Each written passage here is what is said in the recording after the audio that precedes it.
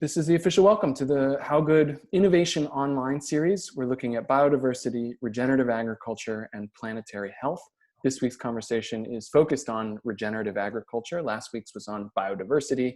Specifically, we're looking at investment and infrastructure for regenerative agriculture with our special guest and one of my favorite people in the world to talk to about all this, Gina Asoudegan, the Vice President of Mission and Innovation at Applegate. And I think without further ado, I'm going to say, hi, Gina, welcome. And maybe you could just introduce yourself briefly and then we'll dive in with some questions. Sure. So I'm the VP of Mission and Innovation at Applegate. I've actually had a new addition to my title, which is Regenerative Agriculture, which I'm thrilled that is now actually in my title because it is the all-consuming topic for me. So it makes sense. So at Applegate right now, I lead our new sub-brand called the New Food Collective. And this is a brand where we are sourcing all of the meat for the products from farms that are using regenerative practices. And we're working with Savory Institute. We intend for all these products to carry the land to market seal, which I think is great because I think anything regenerative needs to be talking about measurable improvements in the land, in soil health, in biodiversity, and all those things. And that's why I'm so happy and thrilled about the land to market label, because it's the only outcomes-based certification right now on the market. And so I think that is what I do full time. I think it's so awesome that it's in your title. And that's actually a relatively new thing, but I'm starting to see it happen across the food and the products industry, is people are starting to add regenerative to their title. Last year I did that map of sort of all the organizations and businesses in the industry that are using the term regenerative, but I think I should start tracking this as like a little sub-indicator. It might be a little bit of a lagging indicator, but still an interesting one for how many people on LinkedIn have that officially part of their title. That's great. Yeah. Yeah, definitely. Well, it demonstrates the commitment. I mean, you're not going to put that in the title, especially in a company like ours, unless there's a true commitment to making this work. Yeah, exactly. I mean, and it's very interesting you say that, because when I was working on that map of the regenerative agriculture industry, I was trying to figure out, okay, what criteria am I going to use? Am I going to try to say, well, you have to be land to market certified, or you have to be committed to outcomes based? But what I realized was, even publicly saying we're doing regenerative agriculture for any business is a significant step. It means you've thought about it, you've vetted it, it's gone through several layers. It's like, it does have meaning, even if our definitions disagree, even if there are, differences between it, even saying it is important. And so I love that it's part of your title. It makes a lot of sense to me. Yeah. Okay, so just briefly, I'm Ethan Soloviev. I'm the Chief Innovation Officer here at How Good, leading this series. Gina, our focus today is on investment and infrastructure. And I'm just curious to kind of to warm us up, get us into it. Why are these topics important, and why are they important to think about together? Well, I think that this has become really obvious, the connection between these two right now during this COVID crisis, because crisis has really revealed the weaknesses in our food system, right? The centralization where we had, food service business basically shut off overnight, yet demand for retail was exploding at the same time. And yet supermarket shelves were empty, and farmers were plowing under, fields of produce, and farmers were dumping, thousands of gallons of milk. And that just demonstrated that the demand was there, like the demand has never been there before. And yet we had a type of infrastructure that couldn't adapt quickly to get food where it needed to go.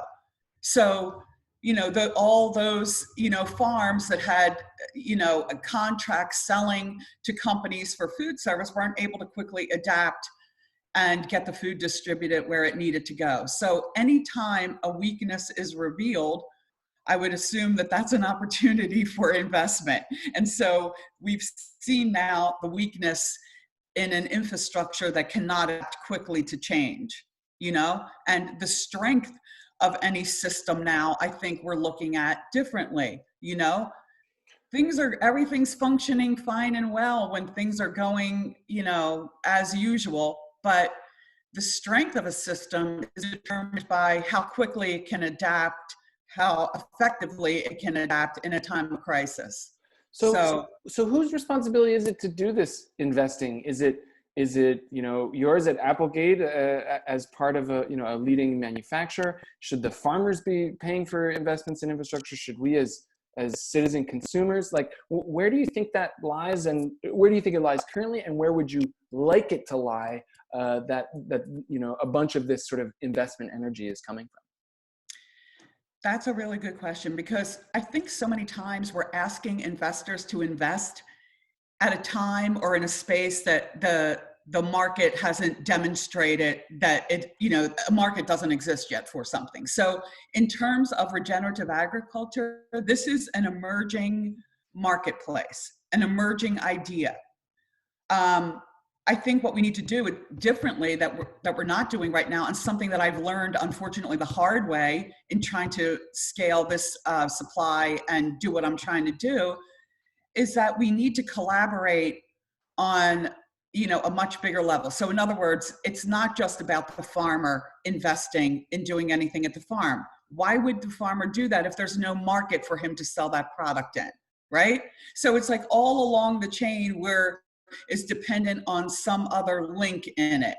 So right now, the way I see working to scale regenerative is having a retailer at scale or a food service entity at scale at the table with us, with the farm network representative. And we need commitments from each area of that supply to the bigger idea of, like, are we all on board on, we're together holding hands that we want to scale this system? Well, then how do we work together to get it to market at the most effective, efficient price we can, while keeping all the integrity in place? What needs to happen for us to do that? And we can't just have a commitment for, oh, as long as you're, you know, we're going to give you 4 weeks or a month to see how well this product sells. And if it doesn't, we're going to take it off the shelf. We need serious commitments all along the chain. And then when we understand, when we're all collaborating this way, what the true gaps are, well, then it's easy to bring an investor in and say, here's the gaps. And oh, by the way, all these people along the chain are committed to making this happen. We have the demand, we have the supply, we have it all together. Here are the gaps. Right. It's interesting. It reminds me, in our conversation last week with Mike Lee, we're focusing on biodiversity and designing products from ecosystems. This idea came up around buying contracts, longer term buying contracts, that we were specifically talking about, you know, a brand making that contract with the farmer. And so you're sort of expanding that idea away from a like one-to-one contract and saying, like, what is the structure for a little ecosystem of actors to be making agreements with each other, but for a longer term? Am I hearing that right? Absolutely. You said it better than I did. It's an ecosystem that needs to happen of committed entities around this bigger idea. So think about it. I need to know before I give a contract to a farmer. If I give a contract for a year, 3 years, whatever it is, 5 years to a farmer, I need to know that I have an outlet for that product from a retail or food service entity. You know, otherwise I'm contracting for product that I can't sell. What are we going to do with it all? It has to go somewhere, right? So again, when something is emerging, it has to operate this way. It just can't happen in isolation. And this is a way that, you know, when Applegate started 35 years ago, they developed a market for organic and antibiotic-free meat. That didn't exist. You know, nothing existed for that. Consumers didn't know what the heck that was. It was collaboration between Applegate and Whole Foods and farm networks that brought this, you know, to market at the, you know, at a way that was, you know, efficient and smart and able to grow. So where else would you say are there? So it's very interesting. You're looking at this gap in ability to make some of these longer term agreements among multiple actors. Where else do you see gaps in the system, especially around, from the farmer's perspective, where I know you work very closely with many farmers and have done an amazing job to launch this brand? Where do you see gaps for them for growing a regenerative food system? And yeah, especially with regards to infrastructure. Right. Well, something we saw from the COVID experience was we saw how the centralized system did not adapt quickly, right? And we were, throwing away food. At the same time, we saw at the local regional level, I've talked to ranchers and farmers in the last several weeks, their businesses have quintupled. So people are buying directly from farms. I saw farmers getting websites up and running almost overnight where they were able to sell directly to consumers and shipping food out and adapting so quickly to this system. It's so interesting to watch the ideas and how fast that whole thing emerged. Now, the gap, though, there is a gap in infrastructure at this level. I can speak from the meat perspective. I don't know, so much on, in other areas, but definitely at meat. We have really, really small processing plants, slaughter plants, and then we have ginormous ones. Okay. So to capture economies of scale at the small level, you have to have an entire truckload of animals going to a slaughter plant, right? Let's start with pigs. That would mean 150 pigs fit into a truck, you get some economies of scale. If you're filling half a truck, you're losing money. If you fill 3/4 of a truck, you're losing money. So 150 is the sweet spot. Now, to get to the next level of economies of scale, you need 1,500 animals to get into a larger plant at a time, at one time. That means you have to grow your business 10 times in order to achieve the economies of scale to the next level. Wow. So the gap between small and large is so vast that that makes it, impossible to bridge.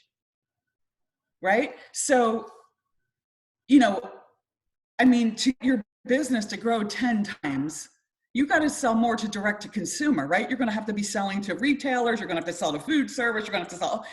And to get into those distribution channels is prohibitive to someone that is a small producer like that.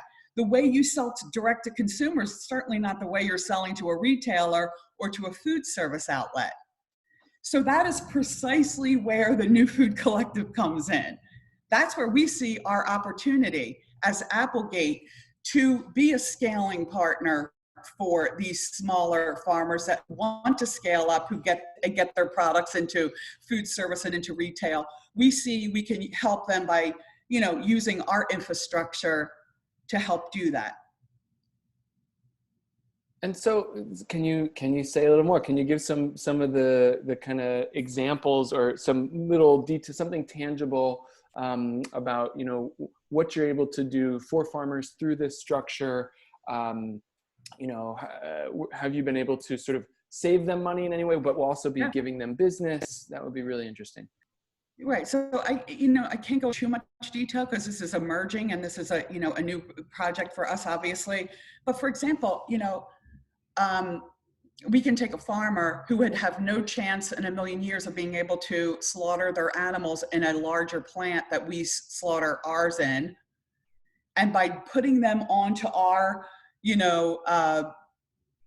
our docket, whatever, we can, cut the cost per head of slaughtering that animal by, a third, or something. Significantly lower the cost of them doing that by allowing them to, have access to the kind of infrastructure that they would not have access to unless they were riding in basically on our coattails. Got it. And so and in order to offer, and again, if you can't say specifically, that's fine, but maybe you can speak about other things you've seen as well. Do you have to loan them any money? Do you have to make contracts? Are there other sort of mechanisms that, I'm thinking from the perspective of Applegate as an investor, are there things that you have done that have kind of helped them get to that point? Or is this one of those opportunities where you could see partnering with an investor to enable ranchers or farmers to be growing their scale? Well, you know what, that you bring up a good point, right? So I think, yes, as Applegate we've scaled, it's in our best interest to obviously help farmers in various different ways get to where they need to be so that they can be successful. That's just been built into the way we do business. But I think there is this new opportunity now that's emerging in my mind where for a long time, investors invest in startups, big companies buy startups, right? At this, big high price, however many years down the line. And oftentimes what they need to do is reconfigure the supply chain in order to make it efficient, right?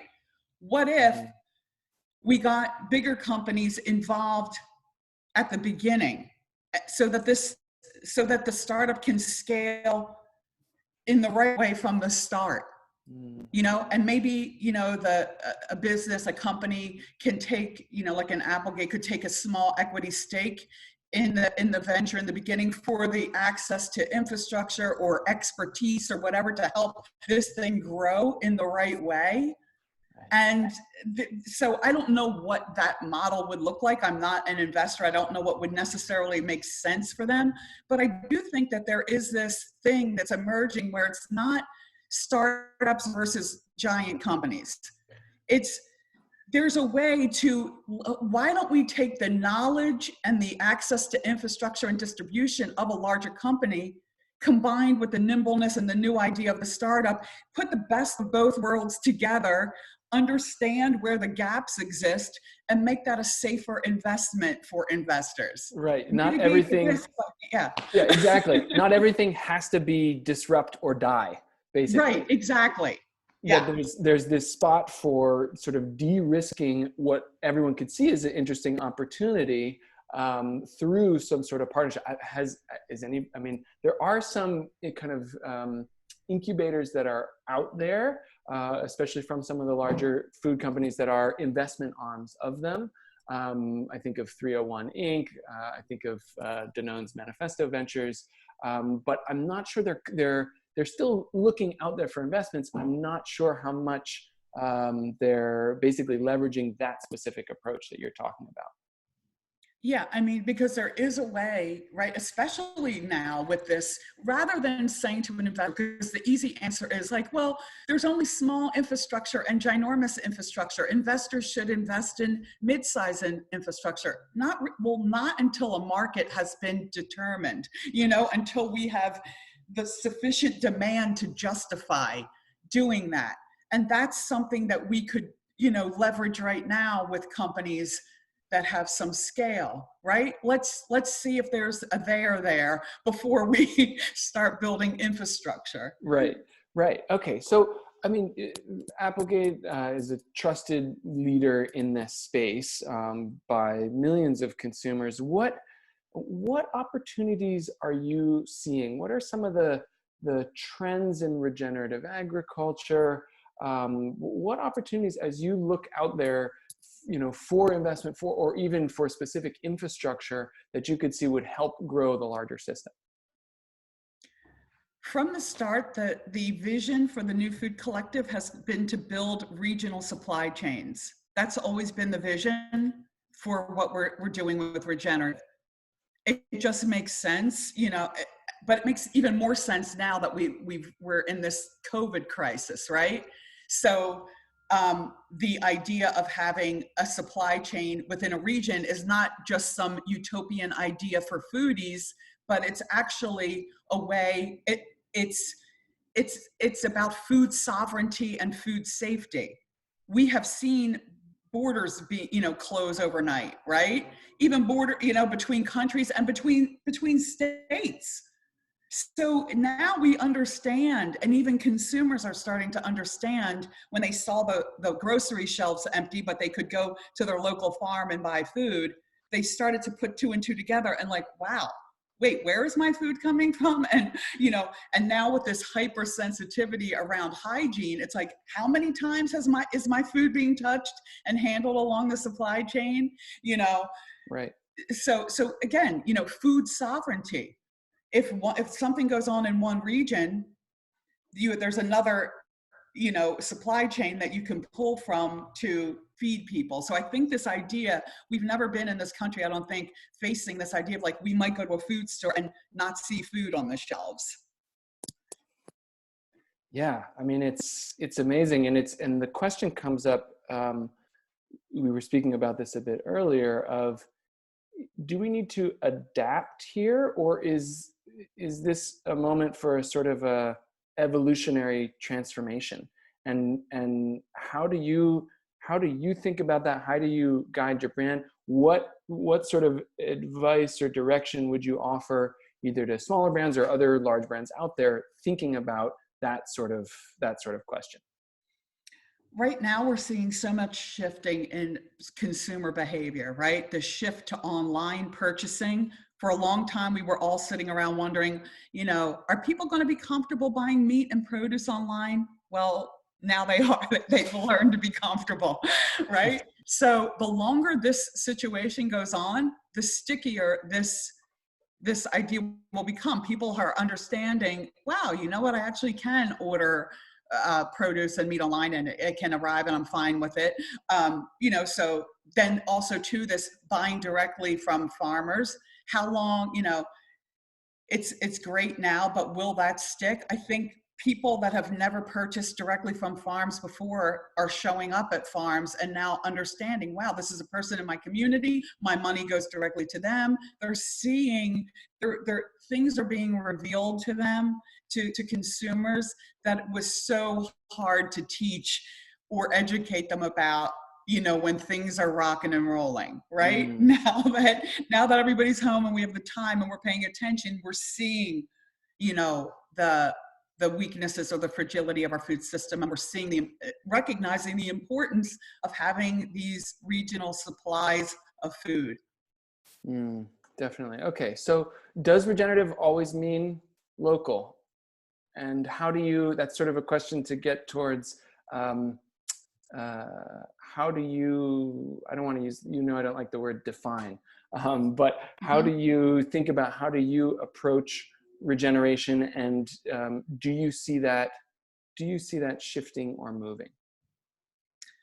I think regeneration by definition means to be an improvement of something, right? A measurable improvement, whether that's of soil health or, you know, ecosystem function, whatever. It means a measurable improvement in something.